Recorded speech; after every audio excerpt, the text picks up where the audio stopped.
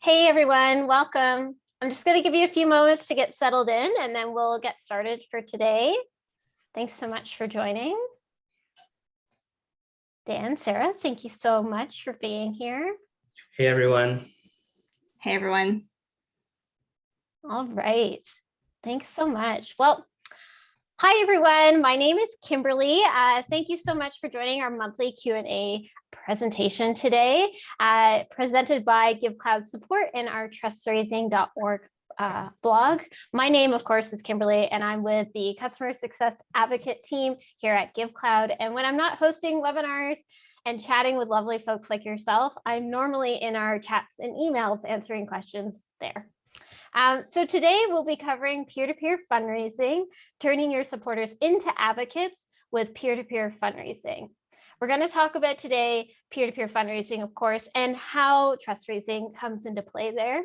We're going to use, we'll be using peer-to-peer with GiveCloud to show you how you can do it. And then we're going to have some Q&A time with me, GiveCloud Customer Success, to help answer some of your questions. I'm so lucky today to be joined by Dan, our enablement lead, and Sarah, our operations and marketing lead. Thank you so much, guys, for being here. If you have any questions during the session, please feel free to use that QA box located in the bottom right-hand corner of your Zoom screen, and I'll be there to answer questions on the fly, or also we can leave them to the end as well. So if I don't answer your question right away, it's because I want to talk about it at the end. Now, to get this party started, I'm going to pass it over to Sarah, who's going to get us started on peer-to-peer fundraising. Thanks so much. Thanks, Sarah. Thanks, Kimberly. Hey everyone, I'm super excited that I get to chat with all of you this afternoon about something at GiveCloud that we see as an increasingly important channel for your fundraising and your brand awareness. So hopefully after this session, what we see come from this is that more of you begin to use peer-to-peer fundraising to increase your impact. I see the importance of peer-to-peer because of the network effect and the baked-in trust that comes along with recommendations. So I just came back from a trip. I went to London with my husband. It was a really quick whirlwind trip. We didn't plan a lot. We left the kids at home, which was the first time, actually the first time ever. So it was pretty amazing. So because it was a quickly planned trip, I didn't read the travel blogs. I didn't make a whole calendar of what I wanted to see on which day. I didn't really plan too much. I based this trip solely on recommendations from friends who had been to the city, who had had a good experience, and who really cared about London. So we trusted those recommendations, and it was amazing. So this little story really shows the power of a recommendation. So just a quick note before we get into talking about peer-to-peer, I wanted to introduce you to Trust Raising. So Trust Raising is the GiveCloud blog that will hopefully really inspire you and encourage you in your day-to-day operations. Much like you, we at GiveCloud really believe that trust raising is the new fundraising. Trust raising is about building relationships with your community to achieve next level results as an organization. So I've dropped the URL just on the slide, so you can see it at trustraising.org, and you can check it out after this session. So let's dive into peer-to-peer. A wonderful example of how building trust with your community will largely impact your mission is through peer-to-peer fundraising. Through peer-to-peer, you have the ability to turn your avid supporters. Sorry, my slides just actually froze on my end. You can turn your avid supporters into advocates for your mission and tap into their networks. And I know I just fumbled really right through that, so I'm going to just go through it again. So your most avid supporters can become advocates for your mission or your cause. They spread the word to their network, which enables you to reach a way larger audience than you may have never connected with firsthand. Peer-to-peer fundraising, it's still growing, but those using this tactic or channel are seeing great results. Studies show that organizations using peer-to-peer are seeing 50% of their donations coming from fundraising campaigns. And we also know that 1/3 of all online donations are now made through peer-to-peer fundraising. So maybe you've heard of peer-to-peer fundraising, maybe you've just dabbled in it a little bit, or maybe you just don't even know where to start.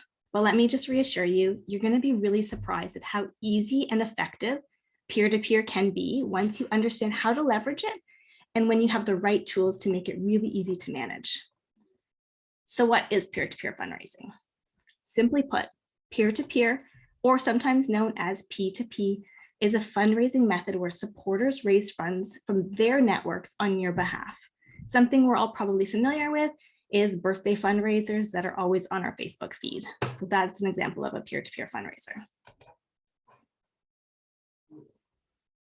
So in our worlds of social media icons, social platforms, and digital networking channels that have no limitation to audience reach, anyone can be an influencer. Every supporter who's passionate about your mission has the ability to easily share with their networks, their friends, their family, and their followers. It's shown that when a friend makes an ask, a person donates 52% more than when the organization makes the asks. So why do you think this is? Well, it's because of the personal relationship, but also there's increased trust the new donor has in your organization because the friend already supports it. So this is the best kind of peer pressure, in my opinion. And this also goes back to my London trip, where we fully trusted what friends had shared with us in order to make our trip. So some of the pros or benefits of running a peer-to-peer fundraiser are, first of all, everybody loves a little friendly competition. Peer-to-peer allows your supporters to challenge one another to raise the most for your cause.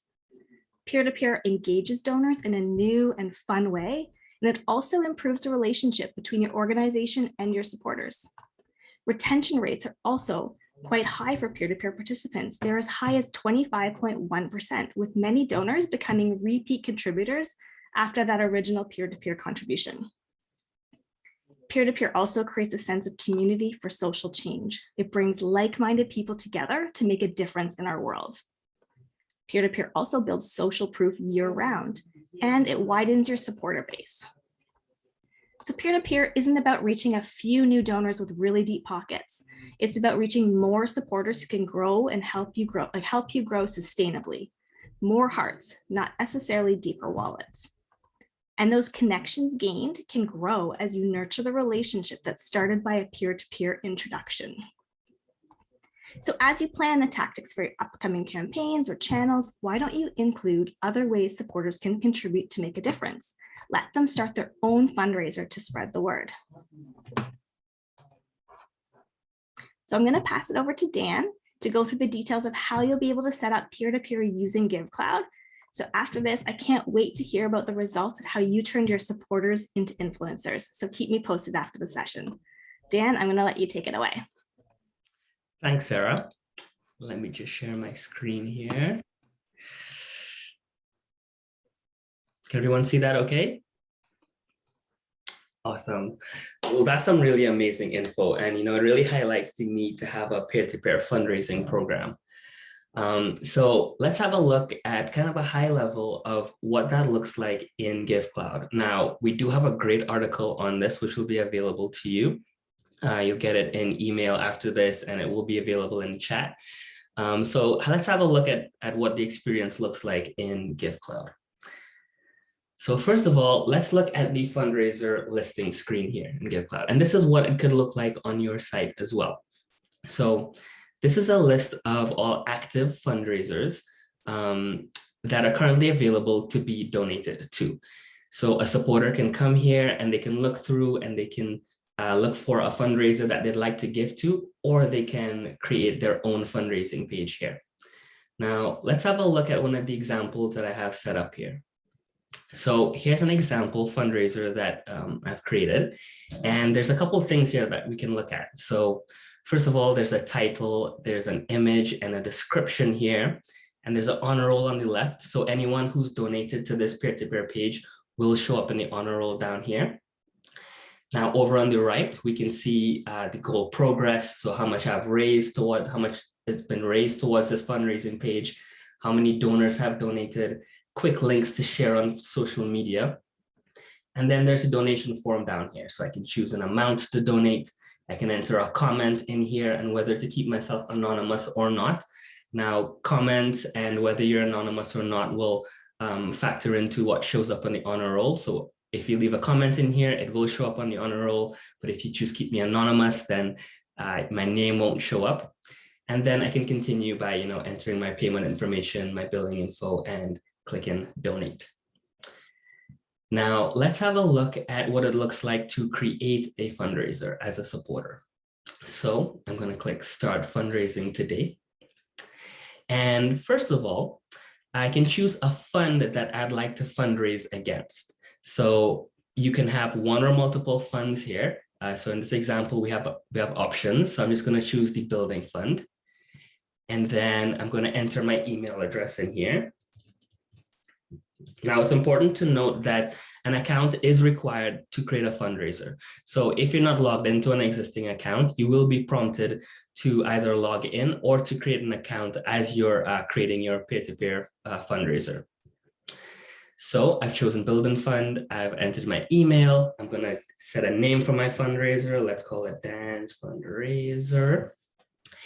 And next, I'm going to choose an image for my fundraiser. So I can either choose from some default options provided to me, or I can choose to upload my own image. So I'm just going to choose a default one here. Let's go with the rose. And here I can now set a deadline. So let's say by June 30th, I'd like to raise $5,000 through my peer-to-peer fundraiser. Then next, I can put a description in here. So let's just say donation makes a difference. And then I will need to accept the fundraising guidelines and then click create page. Now, because I am not logged into an account and I don't have an account with my email address, I'll be prompted here to continue creating my account. So I'll just call myself Dan Gift Cloud, enter my postal code, and put a password on that. Nope, I'm not a robot. And then I'm going to click finish here. So now I've been taken directly to my fundraising page where I can choose to share it right here from right here on social media, or I can grab the URL and I can promote this page however I would like. Now, because I am logged in and I am the owner of this fundraiser, I also have the option to edit this page. So let's say I wanted to increase the deadline on it or increase the goal. I can make those changes and click update page.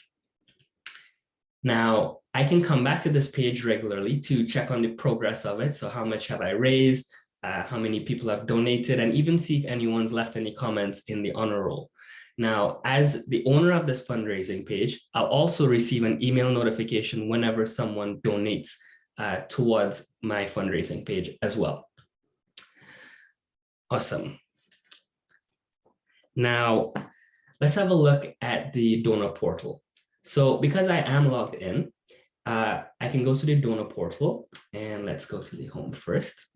And I can go to my fundraisers here and I can see all of my active fundraisers and even choose to create a new fundraiser from here as well. Now, if I had multiple fundraisers, you'll see them all show up here. And if I needed to edit one or view one, I'll just need to click on it. I'll be carried to that page like we were on before. And now I can choose to edit or just look at the progress of it and so on. Now, in the donor portal, there's also a My Impacts section where supporters can see how much impact they've had in your organization, whether it's be through direct donations to your organization or through fundraising, peer-to-peer fundraisers. So if I've had multiple fundraisers over a period of time, I'll be able to see how much I've raised in total or helped your organization raise in total through my fundraising pages as well. Awesome. So now let's have a look at what it looks like to configure the fundraising pages experience for your supporters. So for that, we're going to hop into the GiveCloud admin, and I'm going to go to features, peer-to-peer configure. Now, the first thing you're going to want to do is enable peer-to-peer. Once fundraising pages, once that's enabled, you're going to get these options that are showing up below here. Now, secondly, you're going to select the funds that you want to allow your supporters to fundraise against. Now, you can have one or multiple funds in here. Then to help with moderation, if that's needed, you can also enter a team member here to be notified when new fundraising pages are created, or if they're edited, or if abuse is reported as well. Now, let's look at another option here for moderating fundraising pages. Fundraising verification. Now, by default, whenever someone creates a fundraising page, it immediately goes live, right? They can share it on social media with their friends and family. People can start donating to it. There's no barrier to creating the fundraising page. But optionally, you can turn on the setting to require fundraisers to be verified. Now, what this does is this allows you to verify people to be able to create fundraising pages. Not that you need to approve every single fundraising page that's created, but you're going to allow people or verify people who can create fundraising pages. So let's say I'm a supporter and I, for the first time, attempt to create a fundraising page, and this option is enabled. When I create my page, I'm going to see a notification saying that this page is not viewable yet. It needs to be approved.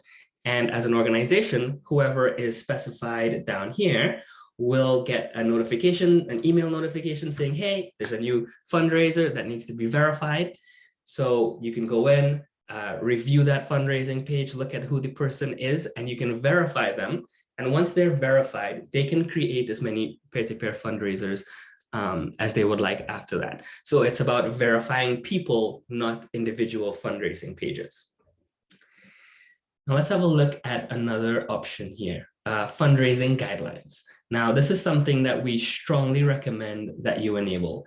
And what this means is when someone is creating a fundraiser, so let's go back to that page there, they need to accept the guidelines in order to create that page. Now, this text that shows up here, we have some default text in there, but you can edit it to best suit your organization. And you can also include links in there. So maybe you have a more detailed terms and conditions or fundraiser guidelines that you'd like to link to, or you'd like people to be able to access before they accept your fundraising guidelines. You can also include that in here. I'd also like to mention that there is an optional profanity filter. So if someone's creating a fundraiser and they use words that are flagged by the profanity filter, either in the page name or in the description, then they won't be able to save or update their fundraising page with those flagged words in it. So it's a great tool to help kind of weed out suspicious characters or bad actors. Awesome. Now, let's have a look at some options for styling your fundraising experience and for streamlining the creation of these fundraising pages. So I'm going to hop back over to my GitCloud admin, and let's go to features, website, site design. And we're going to go to fundraisers here, peer-to-peer. And here we have some options, things like the title, background image. We can put some content on the screen. So we're talking about this section above here, excuse me. And there's quite a few styling options in here, but I want to draw your attention to some of these options here. So creating a page, the default images. So you can provide up to 9 images for fundraisers to choose from when they're creating their fundraising page. And you can also restrict the ability for them to upload their own image. So this means that they'll have to choose from the images that you provide them, and they can't upload their own. There's also the option to not allow a video link. So that's disabled right now. And then there's the option to not allow custom descriptions. So as it stands right now, someone can enter their own description in here. Now, if this is disabled, what you can do is you can provide them with 3 templated descriptions to choose from. Now, these descriptions cannot be edited by supporters, but you can provide these descriptions to them that they can choose to use when creating their fundraising page.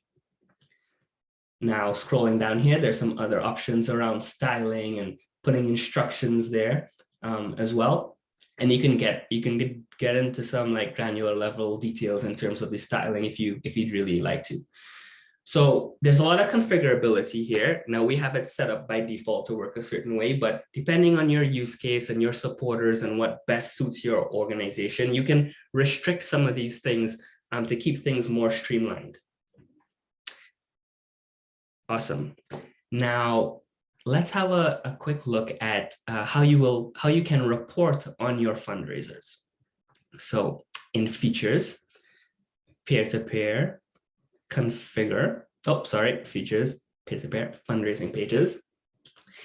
Here we can see some overall stats at the top here about the overall health of our fundraising program. You know, how many open pages and how many have what's the progress like, and closed pages and so on.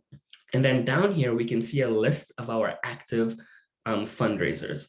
Now we can click on more filters to do a more granular level deep dive into, you know, show me pages only that have been suspended or that have abuse reports, or if you want to report on the progress, so those that have reached their goal versus they're short of their goal, and so on. So there's quite a few options in here for reporting. And as usual, you can export this to CSV and you can take that data and use it however you would like. So that wraps up the demo portion here of peer-to-peer. And I'm just going to hand it back over to Kimberly for the QA session. Thank you so much, Dan. That was so informative. And thank you, Sarah, as well. That was so great.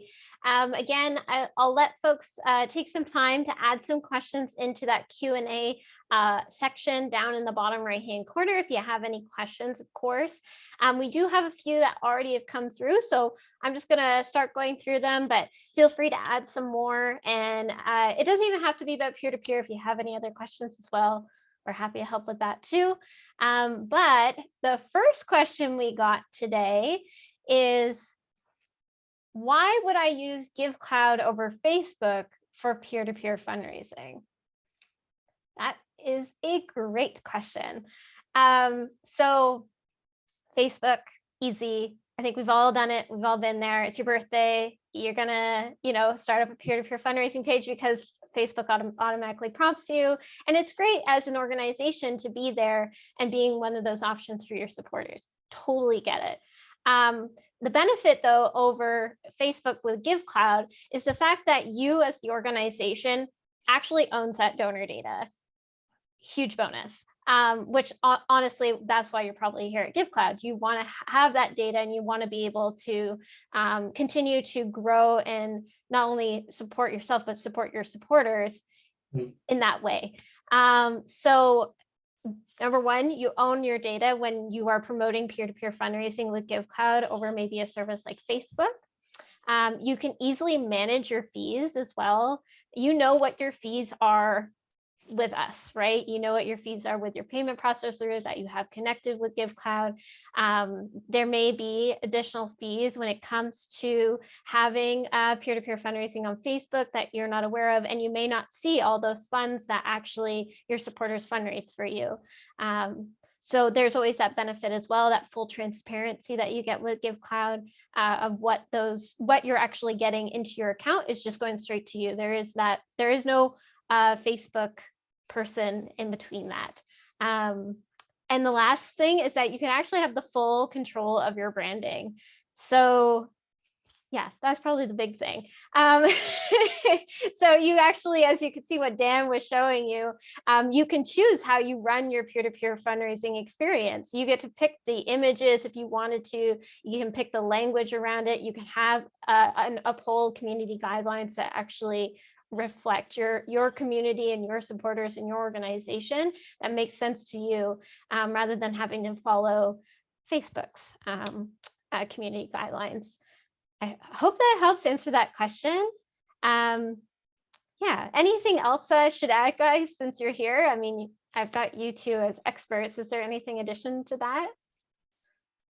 No, I think you hit it on the head there, especially that last point around, owning the experience and the branding of it, where all these peer-to-peer pages will look and feel like your brand, and it'll be consistent across all of the different pages as well. So I think that's super important in creating that brand consistency and that trust as well, right? When someone's going to donate to a fundraiser, they're going to a page that has your URL in it, your organization's URL in it, right? It goes back to that trust raising, that trust that Sarah was talking about earlier. Yeah. Thanks, Dan. Thank you.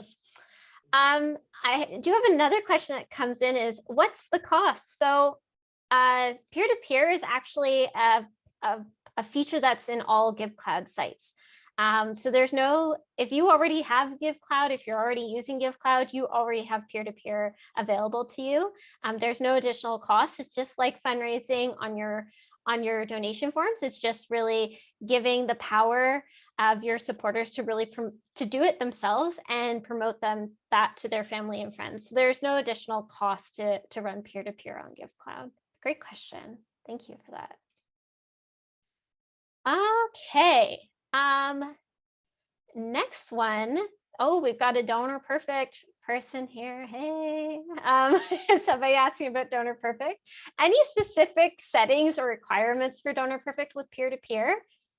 Dan, it might be good to actually share our screen to talk about that a little bit.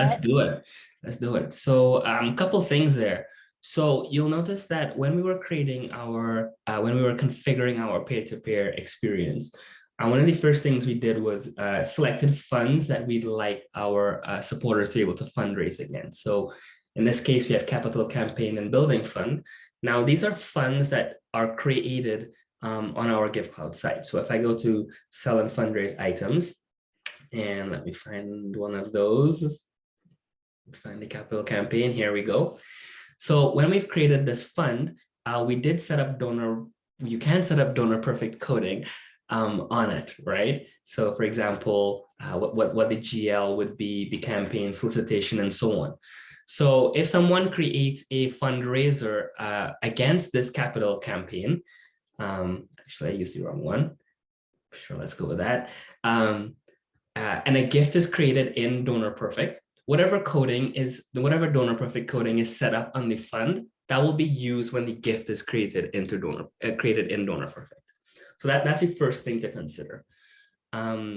Secondly, if we go to our Donor Perfect integration settings and we look for the peer-to-peer options, just a quick search. Here we go. You can also enable soft credits. Now, what this means that every time a donation, if I'm the owner of a fundraising page, every time a donation comes through and a gift is created in Donor Perfect under the donor's record who actually donated, a soft credit will also be created under my donor record to show that I helped raise the funds. The other thing you can do is the page identifier. So when GiveCloud creates a gift in Donor Perfect for a donation to a peer-to-peer fundraiser, we can also push the URL of the fundraising page that the donation came through as well. So you're able to tell right in Donor Perfect, oh, we can see that this was a donation to a peer-to-peer fundraiser, and it was this specific fundraising page that it came through. Awesome. That's great. Great to know. Thanks, Dan. No nice problem. to see those settings as well. Cool. Oh, look at all these great questions. I really appreciate everybody sending these in. This might be kind of a team question. So I might loop you in on this one, Sarah, as well. How do I actually engage my supporters with peer-to-peer fundraising? So from what I'm gathering from that question, I think you're asking, like, how do you actually get your supporters and donors to use this? Great question. Sarah, any thoughts to help maybe promote peer-to-peer? Yeah, I mean, I think you're going to have a bunch of different channels and a bunch of different ways that you're reaching out to your supporters. So let's say, for example, you're running a social media campaign and you're using your Facebook and your Instagram to talk specifically about this next quarter where you really want to focus on growing your peer-to-peer. So you're going to try to target all of your posts and your language around encouraging your supporters to actually start a peer-to-peer fundraiser. The one thing that I think I would really like to point out is that when you have that messaging in your other marketing channels or communication channels, you want that link or that call to action to go directly to the page on your GiveCloud site that allows them to create a fundraiser. So, sometimes we like to it's easy to just go right to your homepage, like givecloud.com or whatever your, myorganization.com, your homepage. But that means that supporter is really excited because they're going to start their fundraiser. They really are engaged with that communication that you had. And then they go to your homepage and they have to click around and they have to figure out where to go. So what I would encourage is that any communication that you have going out to your supporters to encourage them to start a peer-to-peer, you directly link to that page where they can create a fundraiser. So there's no guessing, no clicking around. It's like, I'm excited to do this. I'm excited to start my fundraiser. And right there, you're right on the page to create a fundraiser. So that's where your communication, depending on the tool that you're using, whether it's at an event or whether it's on social media, or you've got an email communication that goes out, directly linked to that page so they can get started right away while they're excited.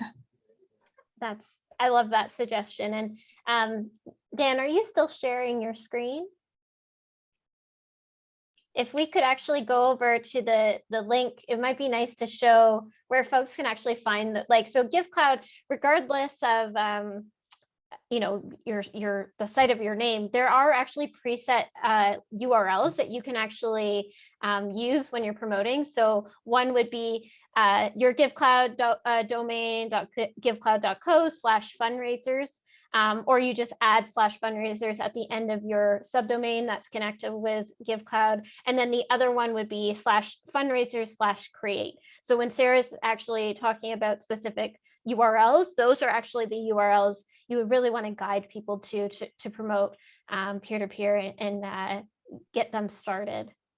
Thanks, Kimberly. You can also even adding it to your homepage if you're doing this big push that you're really going to want to be focusing on peer-to-peer, making sure that you're linking that in your menu navigation. So what Dan has up there, the shop events, e-cards, he's got fundraisers up there and it's actually added as a secondary button. So it's really visible, especially if your communication is going to be driving people to start fundraisers.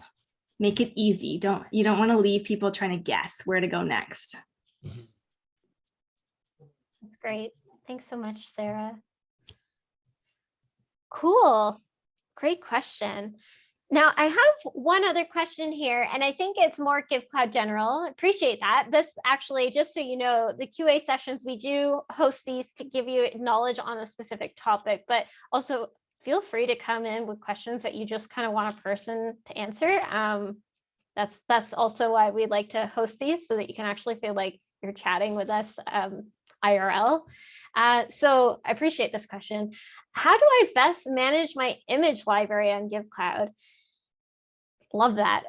So if you are somebody that has lots of images like I do on my GiveCloud test site, after a while, it does get a little bit harder to find them. So I can understand maybe where you're coming from with this question.